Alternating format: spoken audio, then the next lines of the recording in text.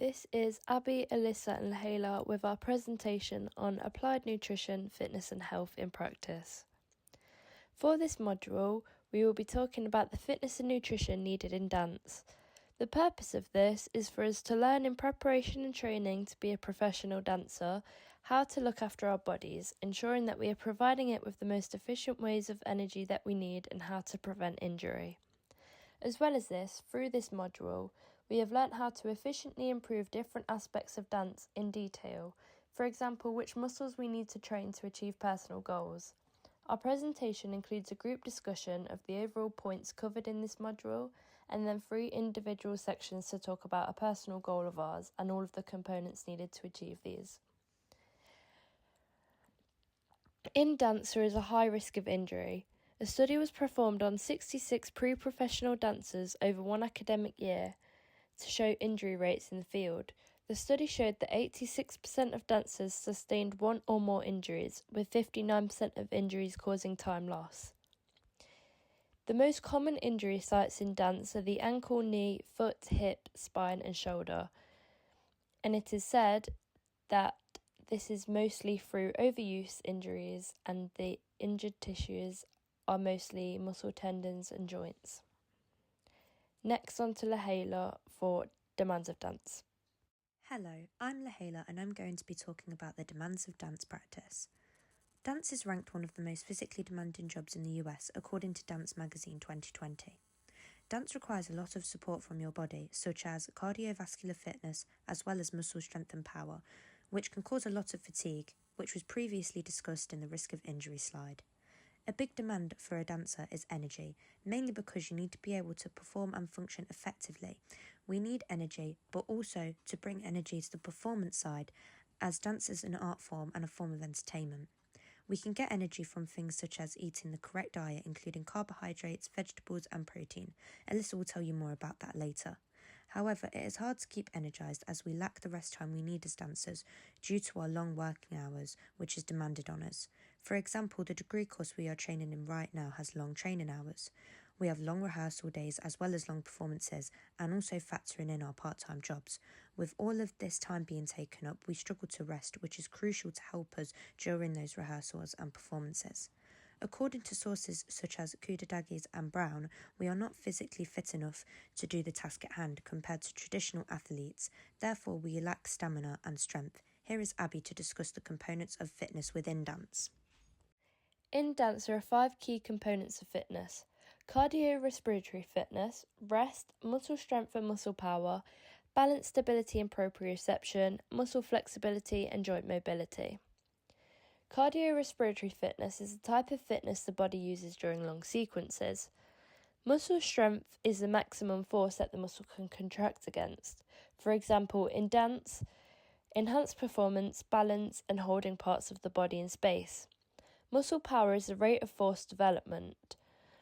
For example, jumping. Balance control is the process of maintaining the body's centre of gravity within the base of support. There are 2 types of balance, being static and dynamic. Stability is also essential for dancers. Proprioception works as the body's 6th sense. It is a sense of movement. Rest is essential for dancers. As dancers, we train for hours and hours each week, using our bodies to their fullest ability. Dancers must rest because without rest, our muscles and joints would be more than likely strained and overworked, leading to a big risk of injury. Flexibility is a necessity that unlocks higher levels of performance, protects against injuries, and adds elegance to every dance move.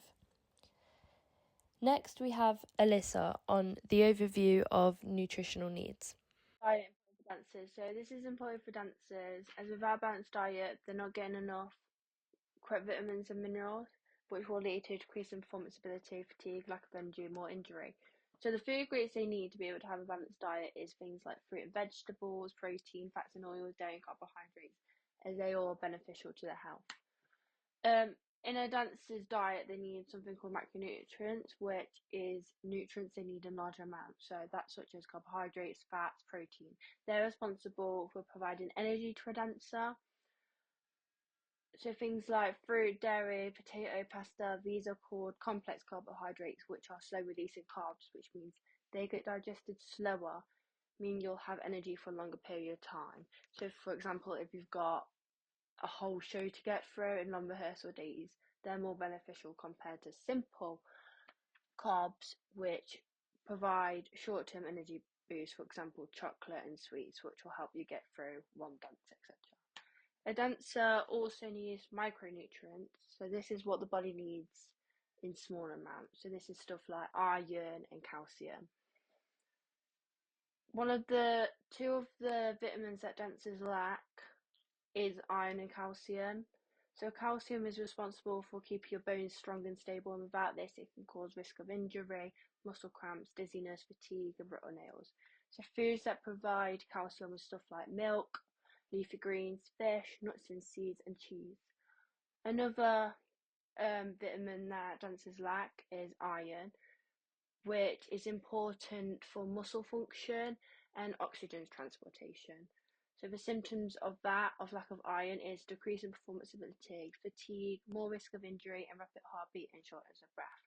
Foods that provide iron is stuff like fruits, eggs, seafood, vegetables, and grains. My area of personal development is a front leg hold.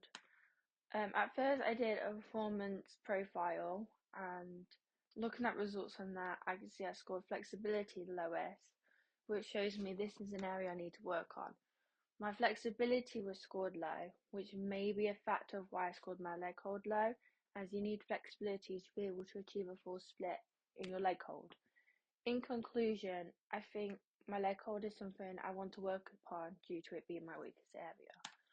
So my end goal is to achieve a full split in my front leg hold on a flat foot. The reason why I want to work on this skill is I scored it low in my performance profile, and I think I always struggle with it during the classes exercise, and it's something I go, oh, I really do not want to do that.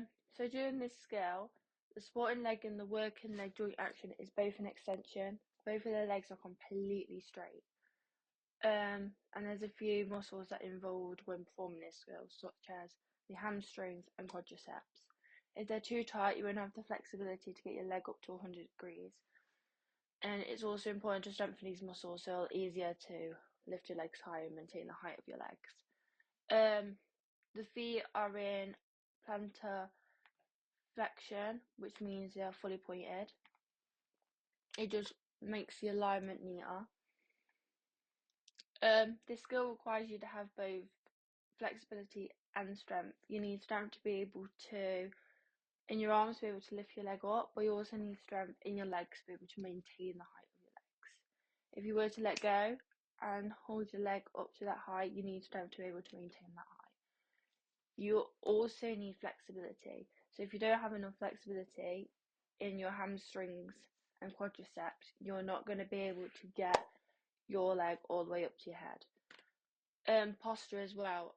So your back remains completely straight, and you have to have good placement of your posture as well, because if your spine in a line, you won't have good balance, and which won't allow you to be able to lift your leg higher because you'll fall over. But also technique as well. If your spine is not pulled up and you're not in line, you're going to injure yourself. So to obviously do the skill, you bend your knee to your chest, which is flexion of the knee, and then you straighten it up into a full split, which is the extension of the knee. So as you can see, I've labelled the diagram. Plantar flexion is the pointed foot, extension is the straight leg, and your bottom leg is also in an extension. So where I'm currently at. So as you can see by these pictures, picture 3 is me attempting the skill. As you can see, my leg isn't into a full 180 split yet. This might be because of my flexibility, which I did score low in my performance profile. And as you can see by the first picture, I haven't got my left leg split yet. However, as you can see, I'm close. But to achieve my full leg split, I need to be able to have a split and even an over split to get my leg that high. My strength is not too bad. As you can see in picture 3, that's me holding my leg compared to picture 2 where I let go of my leg. I can still hold it around 90 degrees. Most of the pictures, my spine is straight because I'm up against the wall, making sure like I'm maintaining good technique. To achieve my leg hold, I think personally I need to work on getting my splits and over splits first, be able to get one step closer to achieving my leg hold. To do this, I need to start doing more stretches every day to gradually stretch my muscles. When attempting this skill, I noticed that my hamstrings are quite tight, so I think I need to focus my stretches on that part. So to stretch these hamstrings, I'm going to do stretches such as the pike stretch, the kneeling hamstring stretch, and the hurdle stretch. Multiple stretch it, and I'm going to incorporate that with other stretches of like the hips and the legs to get my splits. However, if this doesn't work, I am going to work on strengthening my arms to be able to pull my leg up, because I think I'm lacking strength in my arms as well, to be able to have the strength to pull that leg up to my head. But I'm also going to strengthen my hamstrings, because if I'm making them more flexible, I need to strengthen them as well to be able to keep my leg and make it easier for me to pull my leg up. This is Abby with my personal development. For my personal development, I've chosen to do a développé à la seconde. First, you can see that I have included a personal performance profile. I created this table in class at the beginning of term based off of how I would rate myself in each skill set. From then till now, I believe that I have made great progress in some of my scores.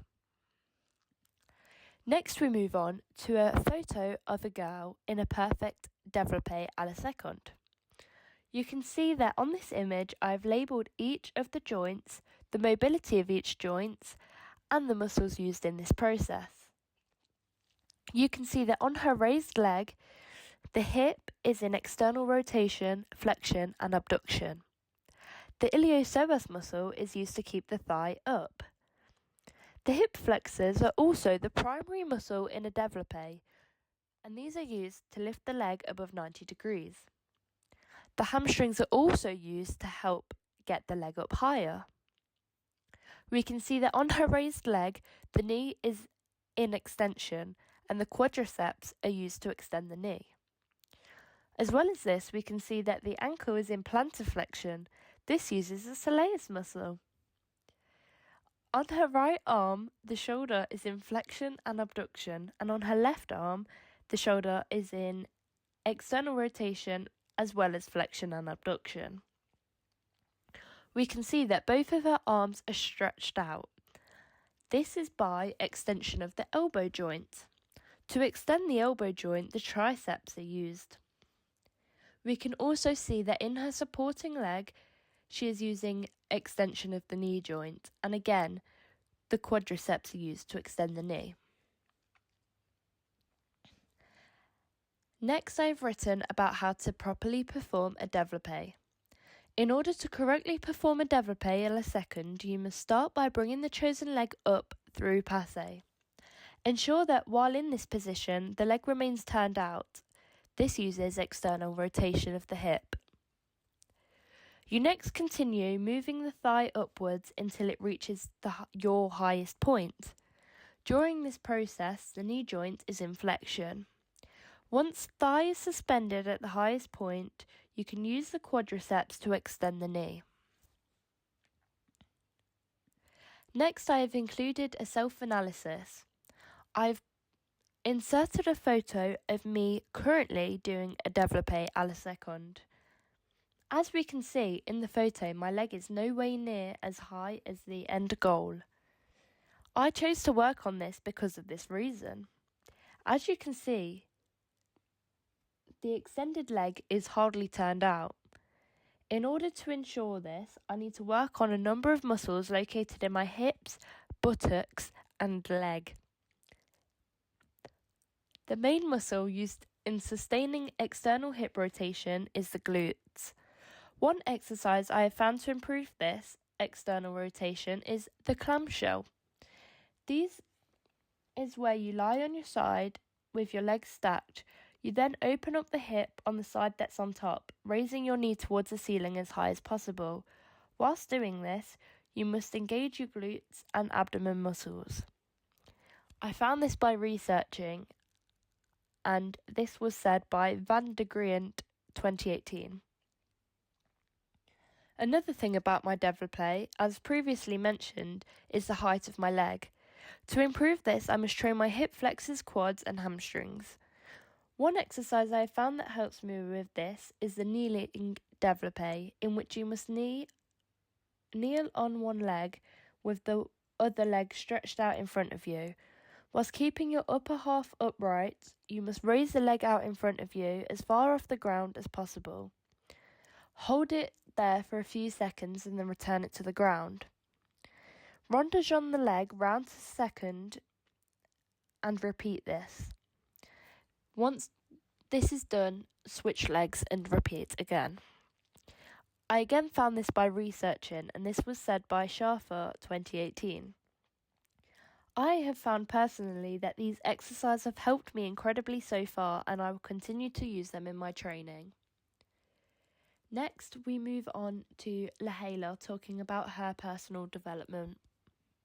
Hello, it's Lahela, and I'm going to be discussing my personal development. Here is my performance profile.